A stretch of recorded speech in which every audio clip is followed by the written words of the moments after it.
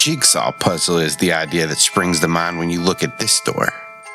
Wood of deep mahogany, bright cherry, the yellow of oak all fit together to make patterns of grass blowing in the breeze, trimmed with a gold that constrains it in a rectangle. The handles themselves are long and upright, gold to match the trim, and as you slide your hand around the grip, the edges of the door that were expertly fit to the frame break the illusion, and the door creaks open.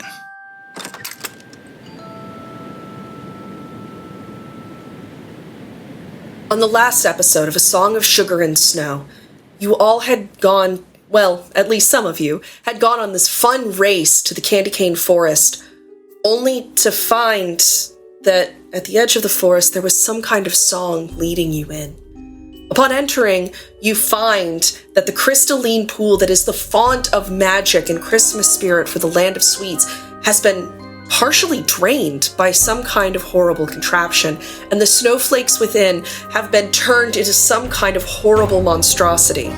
It is this monstrosity that you fight now. And bringing back to the top of the combat brings us to G.U.M.D.R.O.P, who's taken some heavy hits, but also dished out the vast majority of the damage that this thing has taken. As G.U.M.D.R.O.P starts his turn, he looks back at Cedar and he goes, I hope you know what you're doing. And then he drops silence. The first thing that happens is you can hear the cries of this morass. I think I'm just going to disengage. Okay. Using Step of the Wind. All right. If we're trying to talk to this thing, then G.U.M.D.R.O.P's not going to attack anymore. All right, Jack? Jack will say, we just want to talk, stay where you are, and then I'm going to hold a spell if it, tries to go after any of my friends. I need everybody to roll a Constitution saving throw. I'm a construct. So everyone but G.U.M.D.R.O.P. Is Cedar within 10 feet of me? Yes. Okay, so I have aura protection, so myself and Cedar will, since we're making a saving throw, we get a bonus equal to just one. But maybe it's enough. It is. All right. So where's everybody out on their rolls? I got a 17. Okay. 18. Okay. You got a 3? With my bonus, yes. The second 2. Nice. Why do you do this to me? Hang on. Technically, I got a 5. I'm sorry. I missed one thing. Technically, I got a 5. That I'm sure improves it immensely. I'm sure that changes so much. I'm so sorry, Halley. No, that's cool. It's been fun.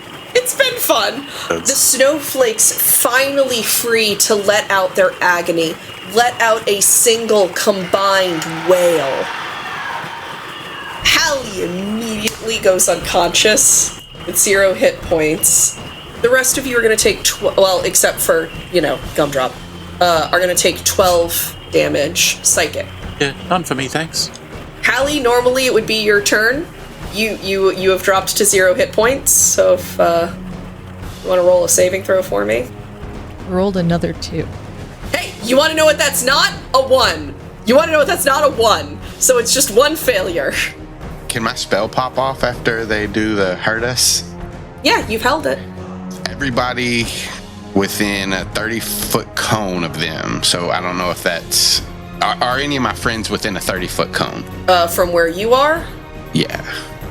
You can angle it so they're not. All right, so then they'll make a Constitution save, DC 15. Yeah, that's a pass. They do take half, so that'll be 9 cold damage. Nothing else happens. Cedar, it's your turn now. Seeing Halley go down, she goes to stand over her so that nothing else can possibly hit her without hitting Cedar first. And she's going to cast Beacon of Hope on both her and Jack. Any number of creatures within range for the duration, each target has advantage on wisdom saving throws and death saving throws and regains the maximum number of hit points possible from any healing. And is Gum-Drop within range too? Yes, G.U.M.D.R.O.P is within 30. I'm gonna hit Gum-Drop with it too. So she's gonna stand over Halley and sing a little Christmas ditty. Year rest ye merry, spruce to claus, let nothing you dismay. For once a year I get to see you on the Christmas day. And she just looks kind of angry when she's doing it, because she knows that would really upset her dad if Halley of all people died first. Jenna, did I anger you? Is there a reason you keep emotionally stabbing me? No, I'm getting you back. I'm getting you back for Spruce, for making me cry so hard. That's very fair and valid. I will say, I am loving that you have written specific variations. You get an inspiration point for that. Oh, yeah. Because that's brilliant. All right, G.U.M.D.R.O.P, that brings us back to you, buddy. G.U.M.D.R.O.P is gonna yell at this thing. Are you just gonna talk? Are you gonna keep doing that? I'm assuming there's no response of any kind. There is not. Spending 2 key points and casting silence again. Valid and reasonable. I'm gonna look over at Jack and I'm gonna say, I'm running on fumes. Remember that? That's me. We should go soon. This isn't working. Yeah, Cedar, grab Halley. We gotta go. And then I'm gonna cast Jack's Binding Ice again and drop like a vial of water on the ground and explodes into ice. 30-foot cone again, Constitution save for him. 11. That fails. It's a 15. So Yeah! they take 9 cold damage. They're hindered by ice, as like this ice just freezes around their legs, and their speed is reduced to 0 for 1 minute. And then I'm going to use a bonus action to disengage. Perfect. And I'll move towards Halley and Cedar. Halley, you want to roll a saving throw for me? You have advantage because of the spell? Not really, but I'll do it. Don't roll a 1, please. I can roll it again, but I did just crit 20. Roll it again, see if Yeah, but that's 2 successes, so that's... You're conscious, homie. Whew. Back in the land of the living. What a good thing to crit on when I fail the other ways so often. So, Halley, you are up and you are woozy, but you are up. Perfect. Yeah, I think Halley will just try to get to her feet, and it's very Baby Deer-esque. Like, this is the very first time she has ever stood in her life, and she's just gonna go, "What happened? Why? Wait, no, are they good? Did we figure?" Then she's just gonna try to look around and see what's going on. Yeah, things don't look like they're going well. Cedar? I think she's just gonna grab, or not grab, but she's gonna put her hand on Halley and say, "Come on, let's go. We need to go now." She'll go with. Perfect. The rest of you have all disengaged and are fleeing. Are you fleeing deeper or back the way you came? Unless anyone directs him, otherwise Gum-Drop is going back towards town. Is that where you all are? I would say I just went straight for where Halley and Cedar were and trying to move away. So I don't know if that would be deep or not. But if we have time to, I'm giving you guys times to reorient yourselves. I'm just letting you choose which way you're going. Yeah, then I'll join back up with, or try to direct everybody to join back up with Gum-Drop. Okay, perfect. Yeah, I'm not running away and leaving y'all. I'm just saying that's where I'm heading unless you could. All right, I'm out. Fuck off. You all are absolutely booking it through the woods. Try as you scramble and as you flee, trying desperately to not trip and fall, because as the further and further Gum-Drop gets, the more it's likely that the silent spell will break. And you don't know if you could handle another one of those screams. Eventually, it begins fading away, and you start kind of hearing a song again. You resist its call and run to the edge of the wood, finding the hoof prints from where you had your race. That day seems so long ago, even if it was only a few hours. But you are out of the Peppermint Woods. You are safe, and you are whole, and you are together. Okay. So, those were friends of Clara's before. I don't know what that is. Clara was a friend. So, those guys were assholes. These guys were assholes. I think something happened to make them that way. Whatever that machine was. Yeah, I wish Dad was here. I bet he'd know what it was. He's really good with machines. He is. So I think we let Theodore know at least about what's in the forest, but I don't think that's what was causing those entities, those snowflakes, were what was causing the spirit to, the cheer to not be there. I think whatever that machine was took some of it. Hallie's just gonna back you up with like, yeah, that's what it felt like. We do. Did you see anything, Cedar? Cedar holds up her hand. She's like, yeah, it was like covered in all this, I don't know, it was not soot. Looks like coal. Oh, they burn coal? Or they're covered in it, or they have it with them. Yeah. If we could go back, maybe we could try to track to see where whoever did that went, but I don't know about the rest of you. I'm pretty beat up right now. Oh, yeah. I need to power off for a bit. Oh, I got that. Hold on. And she's going to cast Mass Healing Word. She just takes out her flute and plays a little ditty. 2d4. Well, and Halley gets max, right? Because of Beacon of Hope. Is that still active? Mm-hmm. Is that on all of us or just Halley? It's on all of you. It's just no, Beacon of Hope is on all of you. Mm-hmm. Yeah, so you all get it. Ah. Thanks. It helped. Much better. I could still use a, standby for a bit. I don't want to just leave Theodore to deal with that alone, but maybe we'll need help. I mean, didn't you say that Christmas magic was coming out of that machine, maybe, or something like that? Yeah, but I don't. So we just got to break that. But we broke the machine. I think what that machine was being used to siphon the stuff, so it doesn't matter anymore. But Oh, okay. whatever got it. Oh, we did it then. Good job, everyone. Those things seem pretty pissed off. Oh, yeah. Hey, those guys were assholes. Yeah. What do you guys think? I mean, what do you want to do? You want to go back and fight them again? I could do it. I'd rather do it tomorrow. I wish we could talk to him. Yeah, I don't want to fight them. I want to know what did this. Why they're so unhappy. So, I don't know about you guys, but I'm partially made of Christmas magic. If that wasn't in me, I'd be pretty pissed off. Maybe that's the problem? Can I get everybody to roll perception for me real quick? 8. 14. 10. 4. Jack, out of the corner of your eye, you think you see some kind of dark shape watching you from deep inside the forest. When you turn to look at it, it's gone. Maybe you were just seeing things. I squint that way.